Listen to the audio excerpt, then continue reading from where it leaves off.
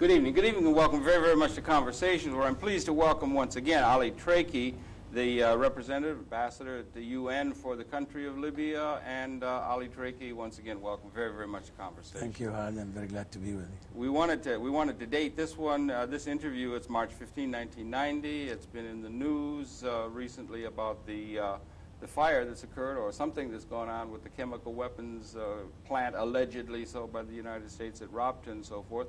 But we do, of course, want to talk about that whole issue in terms of the broader, long-term sense of harassment that your country has felt against the United States, actions that have been taken against the United States. And this news event, which much of the world, much of the country is interested in, what's taken place out at the Rabta plant and so forth, should be seen against a broader context of harassment that has been directed against your country. Don't you agree? Well, I totally agree. I think what's so-called the Rabta plant is not more or less than pharmaceutical plant like any other one.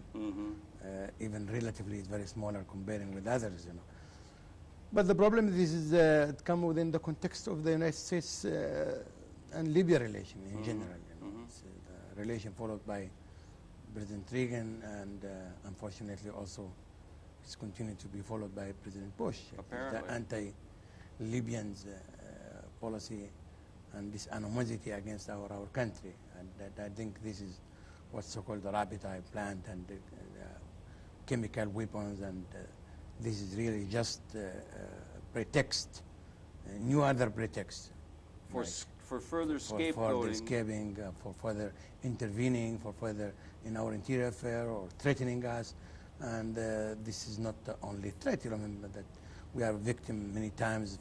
They shoot our planes. That's right. Since '82, and then the bombing of '86, the shooting of Libyan plane also 1 year ago, and it is a continuous circle of harassment and intervention and aggression against our own country. It is. It's an intervention against your country, not only physically, if I may say so, not only a physical intervention against your country in the sense, as you indicate, we actually did bomb the country and so forth, shot down planes and so forth, but it is also a psychological intervention on a very real scale of an attack upon your country, a convenient, in a certain sense, scapegoating position that they've put Libya in, that unfortunately so much of the American people have seemed ready to accept the word of the State Department or of the government, our government, the United States government, even though in many, many instances it's shown to have been fabricated out of whole cloth. It's a disinformation campaign that's been directed. Disinformation campaign, attempt of destabilization, and I think they are trying to keep us busy all the time through this periodical campaign against our country, and it was proved that, as I said earlier, that during the Reagan administration, with Mr. Kalb, the spokesman of the White House, of the State Department, protested and he resigned because he didn't agree about this fabrication and this disinformation campaign. And also this, you know, the attempt of destabilization tried to initiate against our country, the neighboring countries, Egypt during Sadat and other countries, try to, from time to time also, to try to destabilize our country through the sending of their carrier, their military ships to enter our water zone, and try to stabilize, to keep us busy inside the country and outside of the country. And the reason why, I think there is no reason for this except to justify the wrong policy in the Middle East, if they have any policy in the Middle East, to use Libya as a scapegoat, as an easy target, especially now they have, after the detent, they need to have an enemy to justify the build-up of military and their policy in the region by finding a scapegoat, a small country, peaceful country like Libya. Yeah, they're a peaceful country like Libya, and they have been doing this almost consistently since 1979.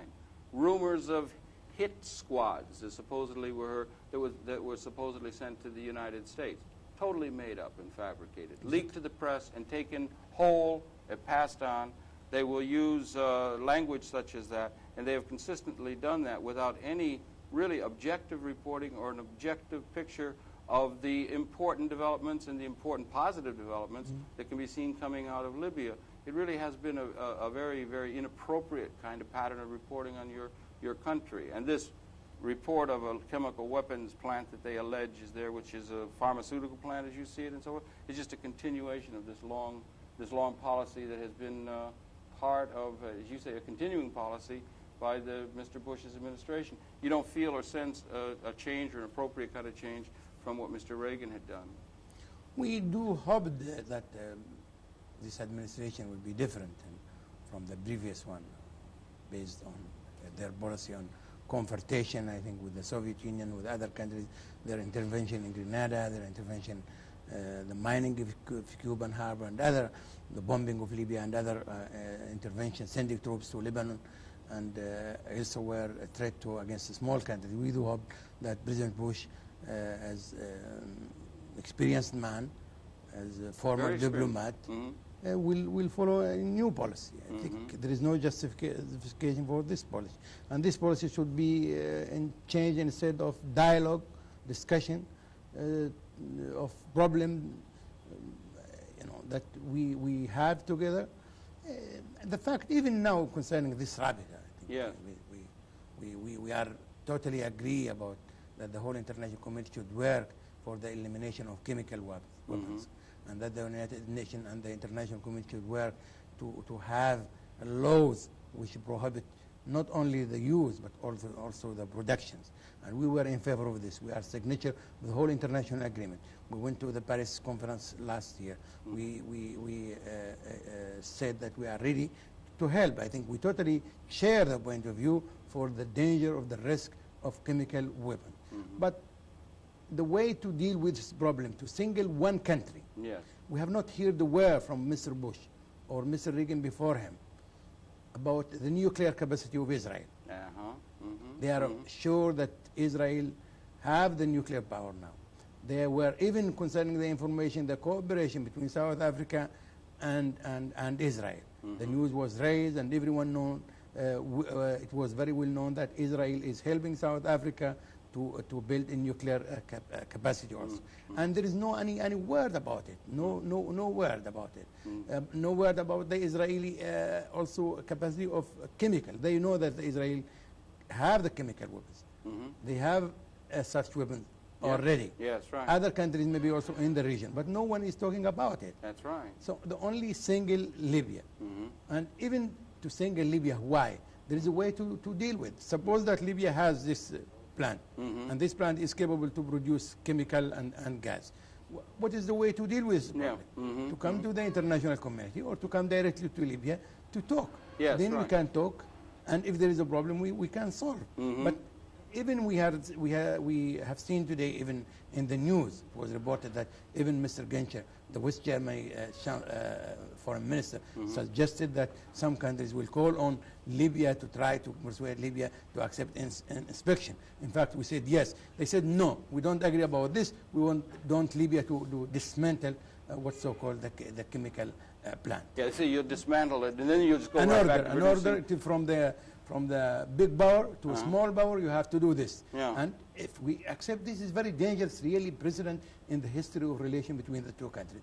So tomorrow, Mr. Bush will say, "Wait, hey, you, you have to divorce your wife. You should not build this. You should not have a petrochemical factory. We have one in the United States, and you are competing with that. You have to dismantle your factory." Right. It's just totally. It almost is absurd. Unbelievable. Really. Yeah, it is indeed. As we go ahead, the United States, not to mention Israel actually has used tear gas. They have actually engaged in chemical warfare. People have died from the use of chemicals in the sense of the Israeli. But in the case of the United States, particularly cynical, in the case of the United States, we now produce binary bacteriological weapons capability. Chemical weapons, atomic weapons, we produce this, we continue daily, turning out new weapons of destruction and so forth. And yet we have the hypocrisy to say Libya cannot. It flies in the face of international law under any kind of context you would want to read that, and it flies in the face of a nation's sovereignty ability to we see it in the Middle East, in the Arab countries. Yes. And the Arab foreign minister recently, only last week, issued a very strong statement against the United States threat against Libya and Tunisia.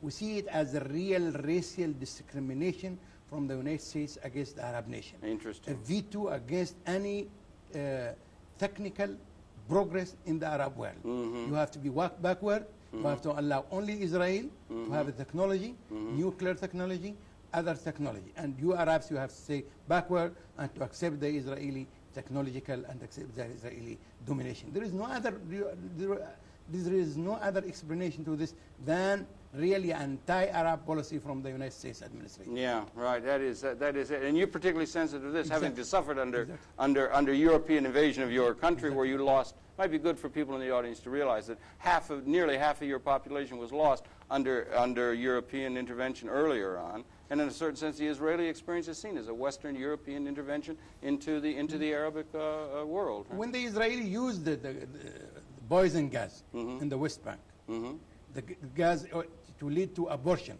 women abortion, and it was approved. It was evident. It was. We have been. The United Nations brought an example of this weapon. It was fabricated in one of the factories here, sent to Israel. So nobody talk about it. When Israel used this, it is quite natural. Because it comes from Israel, then everything is normal. Because the Arab, they are not human beings. Right. They can be killed. They can be expelled from their country. They can be a victim of aggression.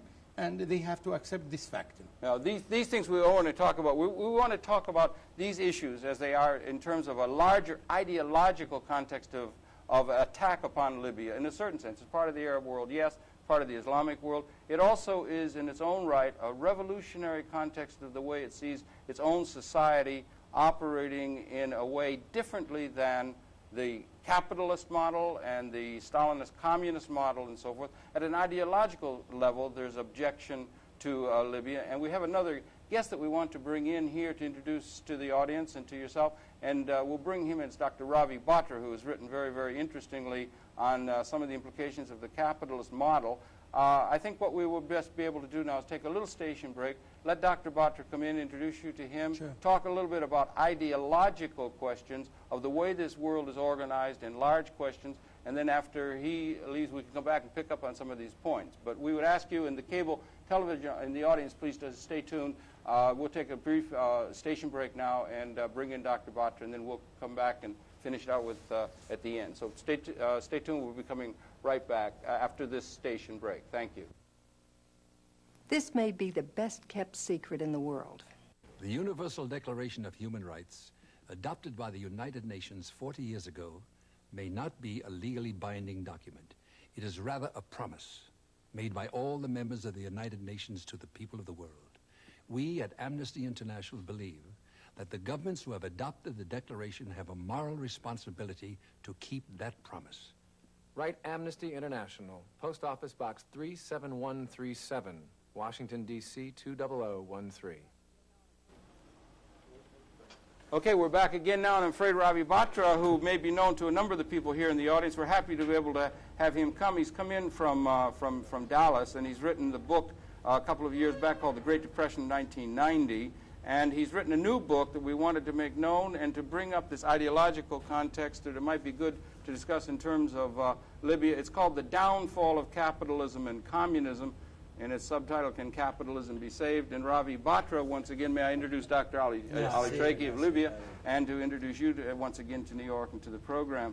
Interesting title, interesting book, and you, Ravi Batra, are interested in a third way. You look for a third way, or you look for a critique of both communism and capitalism on a world scale, and if I may say so, so has the country of Libya looked at the world geopolitical structure in terms of critiquing both communism and capitalism. I feel that there has been an ideological component to the attack upon Libya, but I wonder maybe quickly, I know you only have a few minutes and so forth, comment quickly on the gist of the book, and I would say to the audience we're going to do another interview with Dr. Ravi Batra a little down the line. Well, I find in history that there are three types of political systems. There are three possible sources of political power. You can have power from the military, or from intellect, or from money. In the Western world, money rules. In Soviet Russia, under communism, military power rules. whereas in some other parts, intellectuals rule society. And I feel that both these systems have to go away because they have been decadent, they have been super materialistic, ignoring fundamental and traditional values. And a third system will arise. And by the way, I wrote this book in 1978, and nobody paid attention because they thought communism was invincible, capitalism could not die. And see how fast the communism started falling. Yeah, how fast will we be able to see perhaps the fiber of, or the fabric of a world capitalist Pax Americana? Yeah, I think by the year 2000, both systems are going to disappear, and the fall of capitalism will come after the Great Depression starts sometime this year. Well, it's just that we wanted to introduce this. I'm really sorry to have, in a certain sense, intervened here, but I wanted to let there be a connection, as it were, with this large-scale critique that Ravi Batra has leveled at the Western American experience and at the communist experience. And I'm afraid I know you have to run. I wanted to introduce you. I'm sorry that it's so short, but you do have to run. It's bringing up the idea of looking for a third way. And I'd like to get back, we'll go back to our discussion with Dr. Treki, because in a very real sense, Libya has been pursuing for 20 years a third way in terms of understanding the world and the need to have there be a legitimate critique of our capitalist model, perhaps. And it might be that some of this ideological objection is behind the pattern of irrational scapegoating that's been directed at them. But thank you for coming in, and I'm sorry that it has to be ever so brief. You'll be able to get a chance to talk to one another later, and we're going to be doing a further interview with Dr. Batra. Okay, we'll be taking one more station break now and say goodbye, and then we'll go back and pick it up with Dr. Treki. Thank you. Ravi Batra, thank you for coming in. This may be the best kept secret in the world, the Universal Declaration of Human Rights. 40 years ago, the United Nations wrote and adopted it. Every single member country has promised to support it, every single one. They also promised to teach, publicize, and display it. Have you ever heard of it? To get your copy, write Amnesty International, P.O. Box 37137, Washington, D.C., 20013. This may be the best kept secret in the world, the Universal Declaration of Human Rights.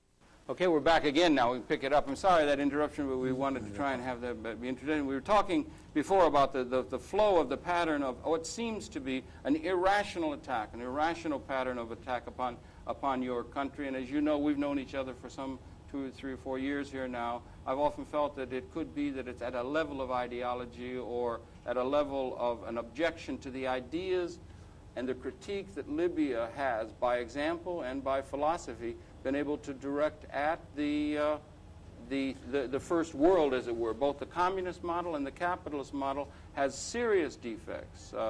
And that Libya is going with a third way, with a philosophy that is very, very ill understood in this country and in the world. And I just wanted, in a certain sense, to say that there is a new example, and that Libya does provide an alternative view of the world at an ideological, political, and social level. Well, I think as far as our experience in Libya, I think we are a small nation, but we are one of the unique, maybe in the Middle East, in the region, country which have suffered a lot. Historically, Libya was a bridge to the occupation from all nations, I think. And the last one is the Italian fascist, yes, with whom we have really long war of resistance. And we suffered, I think. We have real Holocaust.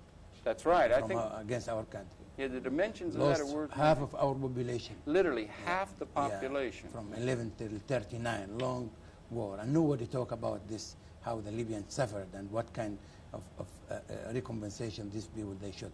Yeah, concentration camps. Yeah. Precursors camp, to what yeah, the Jewish yeah, people were to suffer in Europe. Even worse than the Jewish, what happened to the Jewish in Germany. And no one's aware of that. I just to give you an example, yes, my family, the whole family killed. No, really. Whole family except my father was 11 years in that time. The whole family exterminated. In the Holocaust, the Libyan Holocaust, at European hands. Yeah.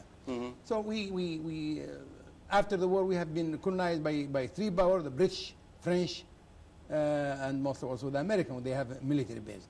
When our revolution started in '69, a new page started. we started really using our resources for our own people. We nationalized the oil company. And Yes, this is that's one right. of the mistakes that the United States will never forgive to Libya. We liquidated the military bases. The United States used to have 5 military bases in our country. The British also, they have their own military bases. The French, they were being in the southern part of Libya. And we would like to be our own. Yeah. And Wheeler's base was, I think, one of the largest bases outside of the United States, and there was tremendous objection to that. And we didn't want it to be enemy to everyone. And to tell you that, you know, maybe it is the first time to be known that the first, when at the beginning of our revolution, even to build our own army, our defense system, we came here to the United States before we go to any to the Soviet Union. And we bought from that time a cargo airplane, 130. Yeah. And till now they are on the ground from 71 till now. They didn't give us any chance even to try to help. We went later to the French government to try to help to build our. We didn't go. We are not a communist. It doesn't mean that we are just to please the United States, because we have our tradition, we have our own religion, we believe in God, and we would like to build our country. And you have your own notions of economics and the way the society should be organized, which is revolutionary in itself and appropriately exactly. so. We believe that both capitalism and communism, they are not really convenient to our people, not to our people, but even the third world in general. Yeah, right. We have not to import our own ideology. We have our own ideology, and we have this third world theory, which is based on our interests, our religion, our tradition, and we try to implement this in our own country. We believe that the totalitarian communism based on the ownership of the state has failed. I think to prove that, I think the revolt of the workers in Poland. Yes, right. Mostly this ideology based on the worker class. Yes, and right. you see the worker revolt themselves. Then also the capitalism, we have that, you know, the disadvantage of communism. You can see it here in New York. And the other day when you have been told here that the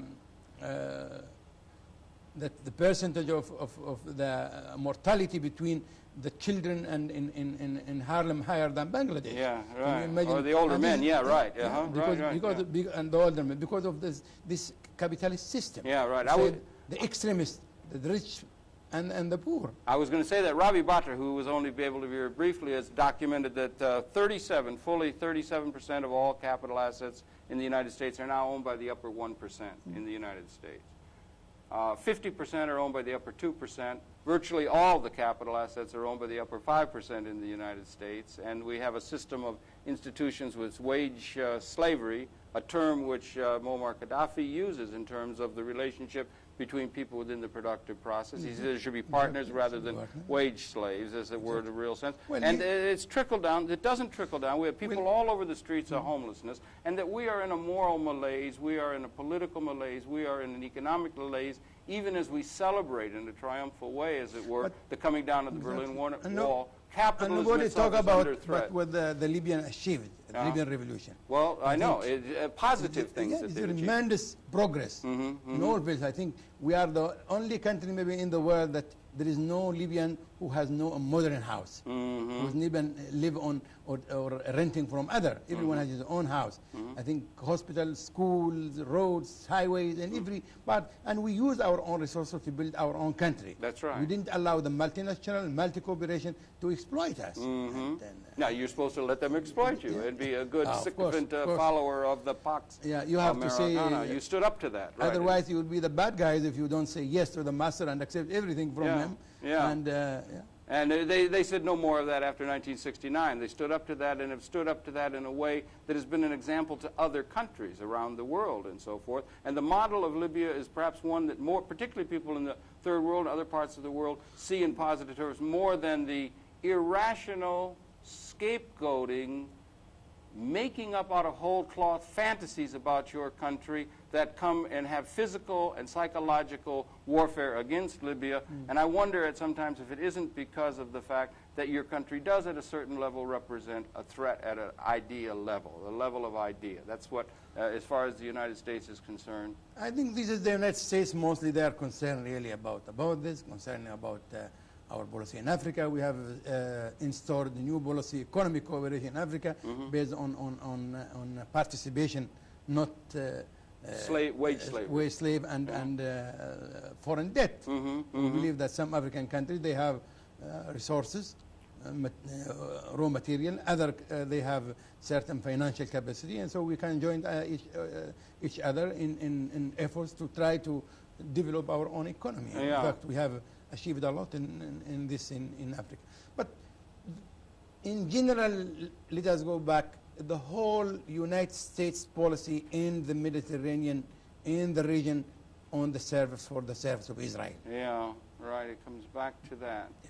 As far you as see now, even today, it was reported in the newspaper.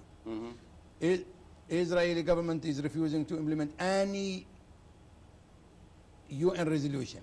They are saying no even to the American proposal, which is very, very backward proposal.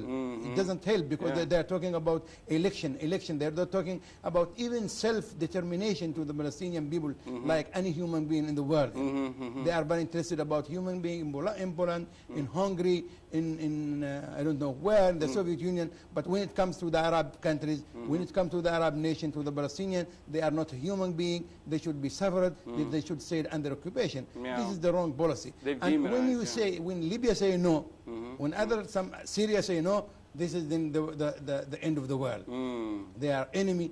Sometimes they are accusing us of communism, pro-Sovietic, and which is not true at all. But because we would like to have our own dignity, we have to have our own independence. Yeah, right. That's right. And you are not communist. It's not a communist system that you have. You're not a communist thing. And you're not capitalist. You're something else. And the world has tried to think that there can only be the two, and you've paved the way toward a third way, one of which you indicated before. Ownership of people should have their own needs. They own their needs. People own their home. And if there is a participation within a productive process there, you would like to be able to have the way for the people who do that to have ownership of that productive process rather than be only wage slaves. And the one political leader who actually takes that position in the world is Muammar Gaddafi. Do people object to him at the level for taking that view as well as standing up to the geopolitical strength of the West, don't you think?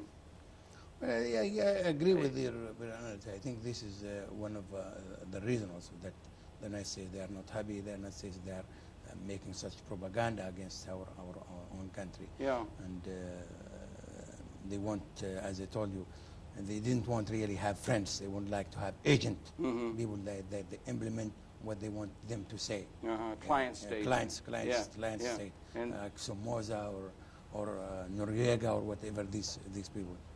This kind of people, you know. And that's not going to work. That's not going to work. It isn't going to work. I don't think that we have a new situation arising in the world. We have a new era now. Even a small nation, though they are very poor, they are very proud of their independence. They struggle. They paid a heavy price for independence. They would like to be free. They would like to be equally treated. Even they are small, that not to accept the role from any major power to use themselves, to put themselves like the international police, the role of international police, or to impose their condition or their own policy. Right. They would try to do that, but it's a new era. In fact, you use a term in Libya. You talk of the era of the masses, rather than being an era of the capitalist class or something like that. An era of the masses, where people actually become involved in the governmental process, become in the ownership of the means of production, as it were, in a certain sense. And it's a vision of the world that I think much of the world would be, many people in the United States would be interested if they could but understand it and get a correct view of what's going on there. This is, the policy of the United States that really nobody can understand it now, really, no. This sanction against Libya for almost 10 years now. Yeah, it goes on. Why? The Libyans say no. Well, they're accusing Libya and so on. Why, when Israel refused to implement any resolution, when Israel create more settlement in the occupied Turkey, when Israel occupied Lebanon, we have not seen a word or any even threat of sanction against from the United States. Today only they announced they will give Israel anti-missile today, and also another kind of offensive planes. So this is a recompensation to Shamir for his own policy of occupation, of aggression, of breaking the bones of the small children in the occupied territory. So this is, well, they're talking about human rights. What is the human rights when you are, sanctioning 4 million of people, either in Libya or Nicaragua, and not allow them even to have some medical equipment?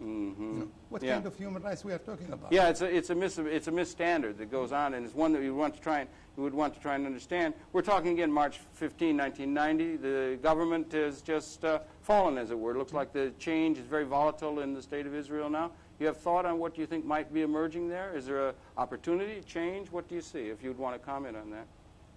Well, the situation is not clear yet. I don't know what the Israeli government, how it will be in the next new Israeli government. But it seems that Shamir has a certain problem. Shamir refused to implement even his own plans. Yeah, right. So-called meeting between and Palestinian, and this is also way of dealing with the Palestinian, putting on conditions on them. You have to accept to discuss with Israel, but none from the PLO, none from Jerusalem, except one has house but not resident in Jerusalem. Yeah. And even to choose your own people to talk, they have to select them. Yeah. They have to use veto against them. Yeah. And even if we agree about this election, everyone is in favor of an election. How you can have election under occupation and military occupation? I don't think that no one can trust any military occupation, foreign power, to have a free election. Then what beyond the election? What will emerge? What can emerge from that? Are we going to allow the Palestinians to self-determination like any nation in the world? Are we allow them to have their own state? Yeah, right. Are we allowing the Palestinians to come back from their to their homeland? And this is a very aeronautical matter. We are asking the Soviet, or pushing the Soviet, to allow a massive immigration. That's right. We are not against individual immigration from the Soviet Union. Yeah, right. I think every individual has the right to move where he wants to move. Yeah, and he either should, the right, Soviet or he's a Jew or a Christian or Muslim, whatever he. But when you are talking about a massive immigration, to go to have another settlement or determined of another people, and to deprive the Palestinian people from the right of coming back to their homeland. Yeah, they're going to settle on the land that will become Palestine. More people, yes, so right. This is being taken up in the Security Council right as we speak, right? It's a major issue. Today started the Security Council discussing this problem. Yeah, it's a major issue, and it's one that confronts... And real threat to the international security and peace in the region. And this is why with the United States, they should talk about this. They should work with Libya, with other countries, to bring peace in the Middle East, to bring detente between Jewish people and the Arab people. I think this is the job of the United States, not to harass Libya or to pose it's so foolish to be sanction dealing with against these Libya or to threat Libya. Well, if they are really sincere about themselves, and they want the elimination of nuclear and chemical weapon in the region, then let us talk through the United Nations. Let us have a decision from the United Nations, bind by everyone, to have the Mediterranean region as a free zone from nuclear and chemical. Marvelous idea, yeah. And then we have a way of inspections from the international community. Right, and we expect, we'll go so far, we accept investigation, inspection from the United States Congress, as far as this inspection will come to Israel and to other countries in the region, not to single Libya. Not to single Libya. Let the Congress now decide to send a team of inspection to go to Israel, to go to the other countries, to be sure that there is no any way to produce or to use chemical and nuclear weapons. That would be. Well, you had actually offered to have people come. You were ready to do it, and they refused. We are ready to cooperate. That must say something to the world. That must say something to the broader intelligent world community. Let them talk to Israel to rectify the nuclear non-proliferation of nuclear. And then that would eventually come. That would eventually come back in Israel terms of, and I think India and other countries who they are the one they didn't sign any international agreement concerning the nuclear. Yeah, and that could eventually come back to the United States too, which is a major superpower, and they continue day after day making new hydrogen weapons and so forth.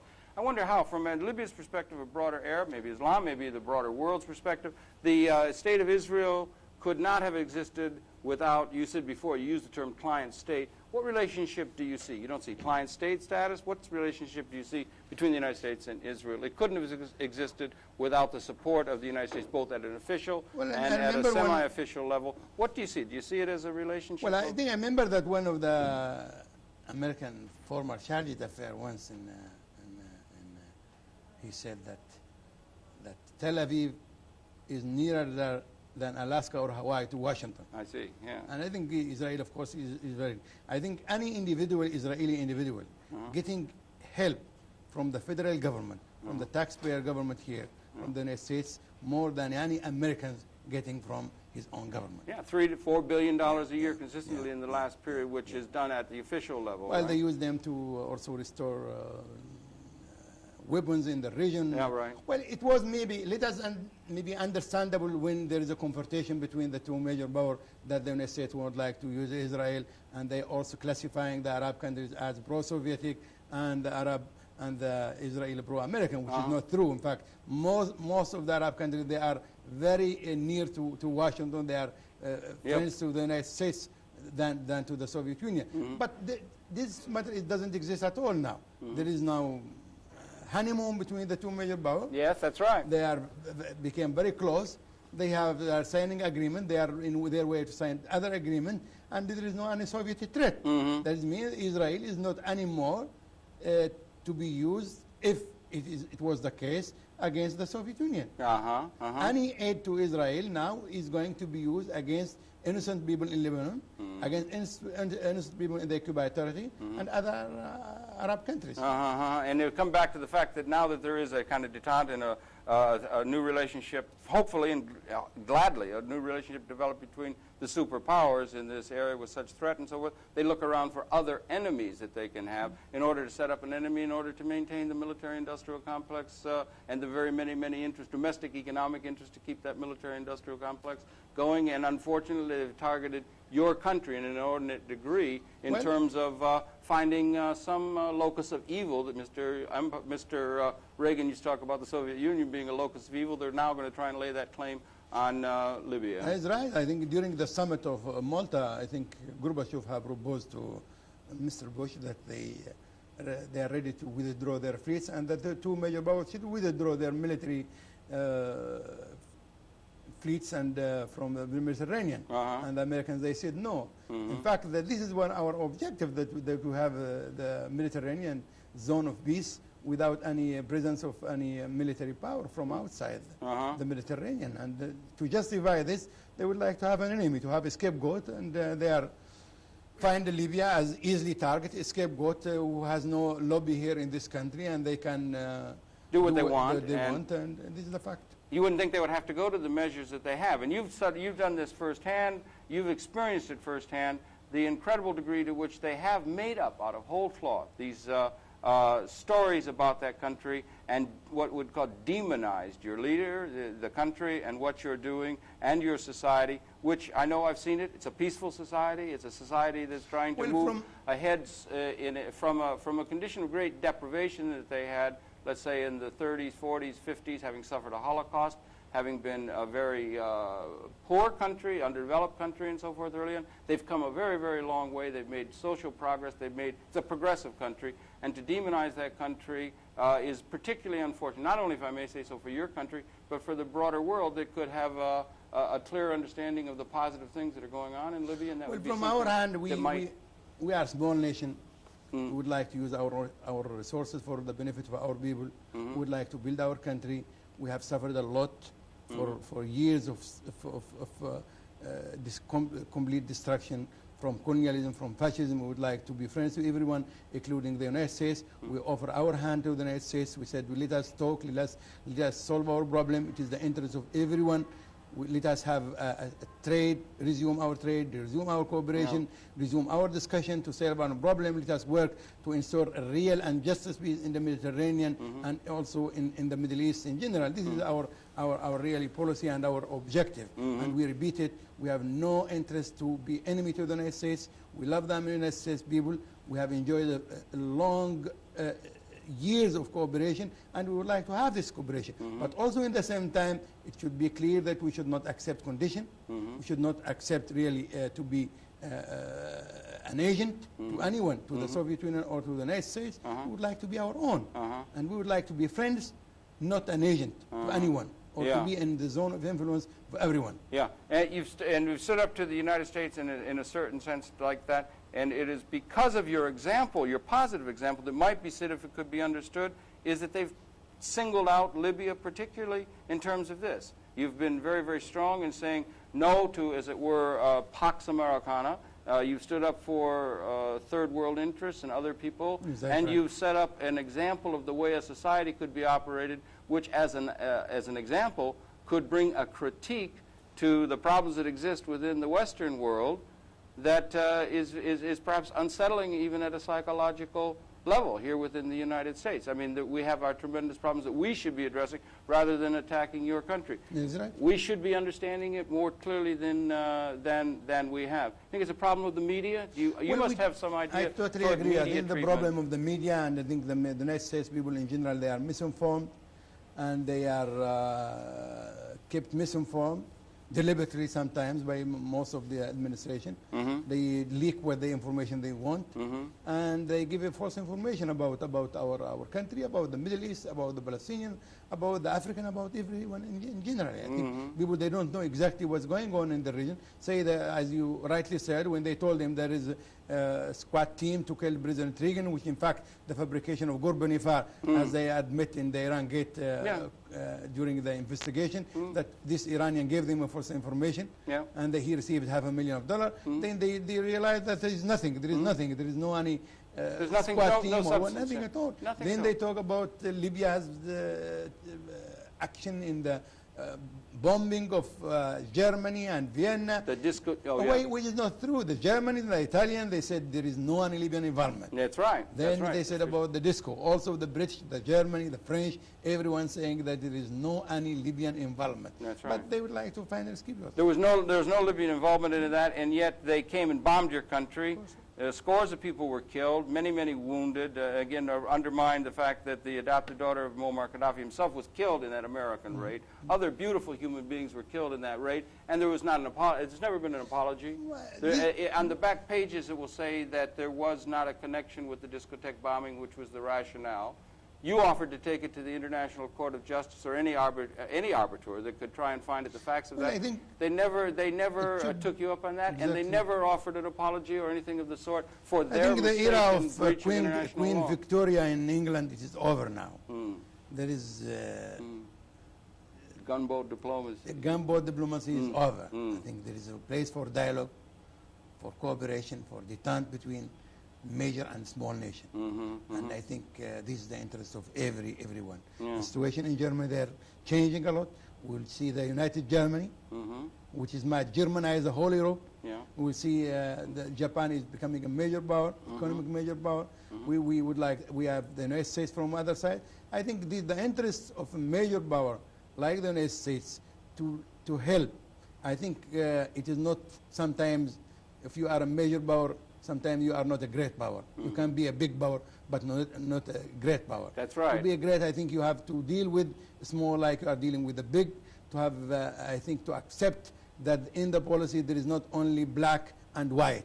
There are other colors. There are other colors in policy. I think you're absolutely right. And as an American, I'd like to say that we are very much in need. The United States of America is, not only domestically but internationally. We are in need of a vision that would allow us as a nation and as a country to resonate to the needs of the poorer, underclass peoples of the world, which we do not have. We step over the homeless with a moral malaise in this country which is devastating, and we need that in our own interest. And it's quite a pity also that in Libya, I think we should spend our money to help other neighbors, to help Africa, to help the Arab countries, and who they are needing in help instead of building army or have to defend ourselves. But in fact, we are pushed towards this to defend our defense capacity to face this threat. Have to try and defend yourself against this threat. Against our wish and our willingness. That's right. You've been invaded. You've been invaded by high technology that came and bombed you, and it's got to be that you were trying to protect that. And it's against this background of disinformation, demonization, these kind of irrational demonization that has gone on against your country,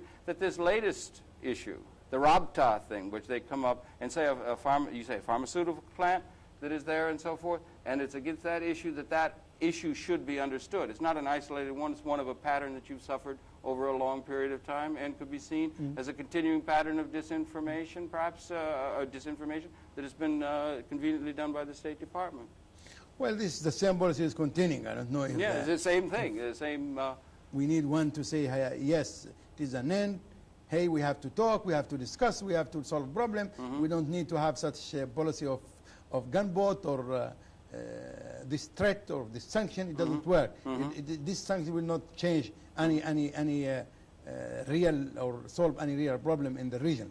I think to solve the problem, let us be, the United States take the neutral position in the Middle East problem, to be neutral, to allow them to mediate, and then to be friends to everyone, every part in the Mediterranean, including Libya. And the interests of the United States people, and the interests of the Arab people. But there is a lot of frustration with Arab people against this wrong policy of the United States in the region. Yeah, sure there is. There's a lot of feeling against the United States and what they're doing here. We need to come up with some sort of a way of dealing with that very interest. We need to do that. If they could come up with a pattern that could allow for there to be seeing it in that pattern, to have the President of the United States take such a position to say, as he did just weeks ago, that they are going to deliver with military force and legitimatize what would be an illegal act,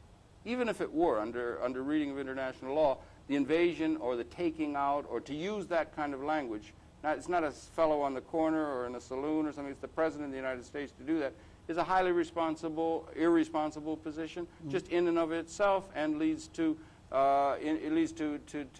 bad feeling. There really is a need for there to be a degree of rationality. We have a unique historical now instrument, which is the United Nations. Yes, indeed. And we should use this. We should use the United States. We have the Security Council, we have the General Assembly, we have other agencies of the United Nations. We should use them. We have the International Court of Justice, with which we are proud of. And this is the way to deal with the problem, if we have problem. But to use, as the French saying, that is on the plus fort toujours le meilleur. If you are strong, then you have the right. You go and kill and sanction and threaten and other small nation. I don't think this is really a way to deal. I think we have bound by the Charter of the United Nations. The Charter prohibits any intervention in the interior affair of any other country, and we should respect this Charter, which we are signature. We do not. And to solve our problem by a peaceful way and means. Which might be before us, possibly. There might be a possibility of the time in which we live that this would be something that is a possibility, but this attitude of particularly the United States is worrisome and so forth, and it's against that background that they do. These things have been made. With the President talking about that sort of thing, about using force, directing the world's attention toward Rabta, saying again that it's a chemical plant and this sort of thing, he's called attention to that. And of course, all of the world now that there's been a this country is a great country, and with the great people, I think we have seen the revolution in this country, and how this country always stood beside the oppressed people all over the world. They helped other nations in the past, and I think this should be the policy of the United States, the continuation of the policy of President Lincoln or President George Washington, who stood firmly against the oppression. I think the only constitution started in the world, the first constitution was the United States Constitution. That's right. We the people, talking about people, and give also the government the instruction to help other oppressed people, but not to help the aggressor, and to stand by the oppressor instead of the oppressed people. I think this is that makes this country great, and always we do hope that I think the stand that President Eisenhower took when the Israeli invaded Egypt with France and Britain in that time, it was a remarkable position, and was helped really very much in installing at least peace in that time, and it was seen in very, very favorable by the whole oppressed people, and especially the Arab countries in the region. And this situation is completely changed now. Yeah, there's an expression, the mark of leadership is that they might, or of responsible journalism perhaps, might be that they would would oppress the comfortable, would attack the comfortable, bring solace to the uncomfortable and to make the comfortable uneasy, as it were. They ought not to take the easy course of attacking the weak peoples of the world. We need people who can stand on the side of the weaker people of the world, particularly as the North-South confrontation becomes more and more important as we begin to look ahead with the détente between the two major powers. The confrontation, as it were, in a certain sense, could get very nasty between the developed and developing world, and we need to have some way of relating to that. The United States people and the United States who send thousands of troops to fight against the fascists and the Nazis in Europe, and a lot of hundreds of thousands of American people fought with other freedom fighters against this. I think it is not really the United States now helping Israel to kill other people, helping the Israeli soldier to break the bones of small children, or helping South Africa, or helping certain dictatorship in Latin America, like we did with Somoza and with Marcos before in the Philippines.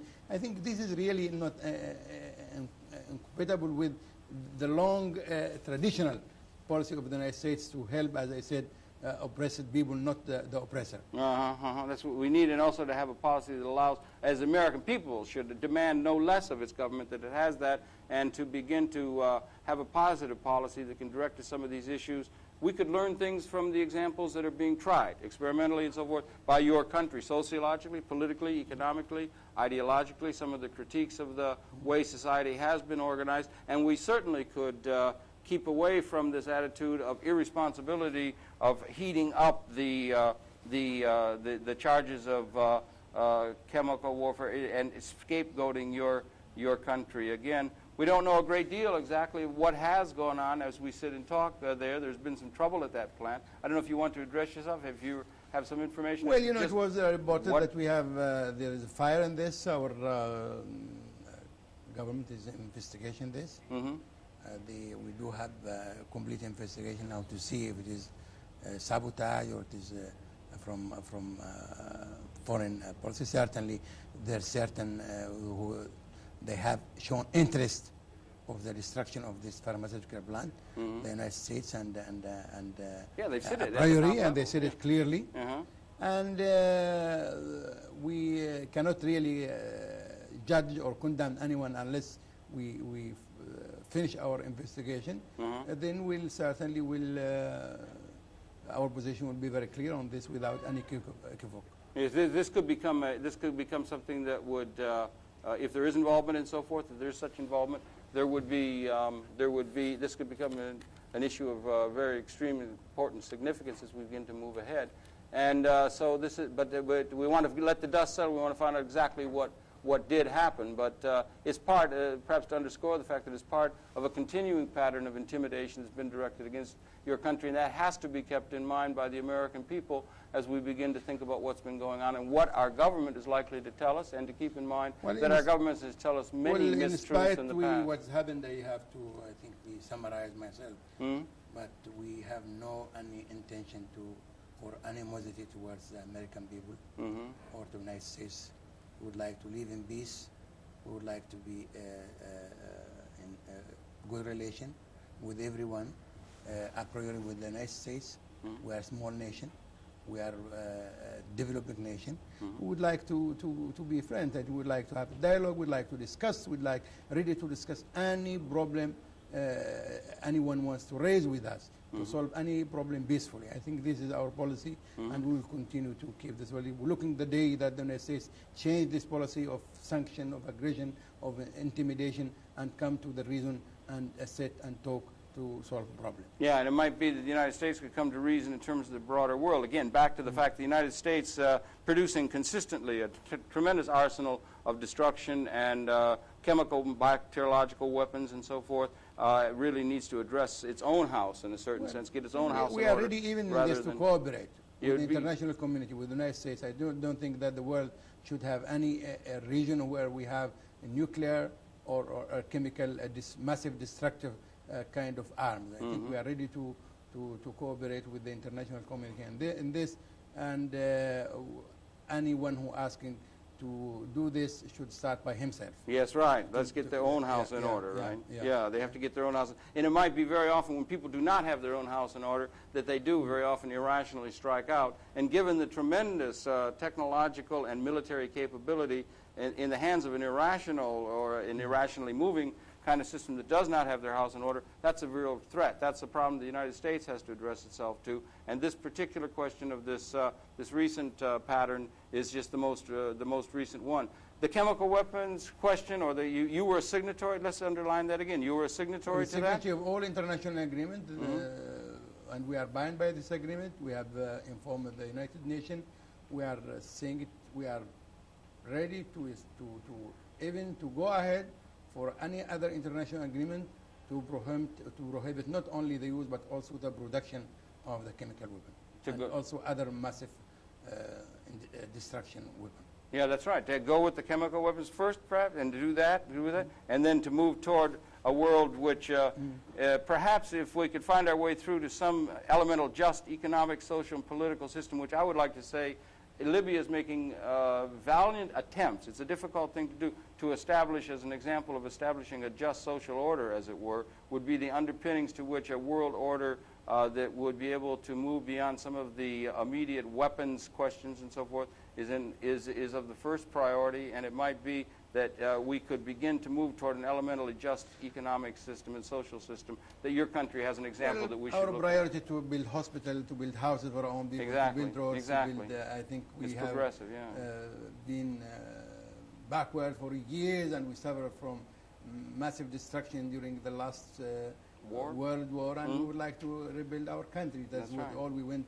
We want to live peace in peace and build our own country. Yeah, all right, fine. And we'll take that weapons, all the weapons questions, and we maybe that we could begin to move into hopefully a more positively seen peaceful era. Perhaps might be the promise of time if we can get past some of these tremendous challenges. So we go on talking at great length, and we'll be talking with you again in the future, obviously, and so forth. Happy to have been able to meet with you again, Ali Treki. It's a pleasure. Thank you very much. And we say to the cable audience, it's been your pleasure, the perception once again. Ali Treki talking at this time of fast-breaking events in the world and so forth. Happy to have been able to bring you his perceptions. He's, of course, representative ambassador at the United Nations for the country of Libya, speaking with great authority about the issues of our time. Happy to bring you that. We invite you here in Conversations to tune in again next week. We'll be coming back next week. That's it for this particular program. Once again, Ali Treki, thank you very, very much indeed. Thank you. Good night now. We'll see you next week.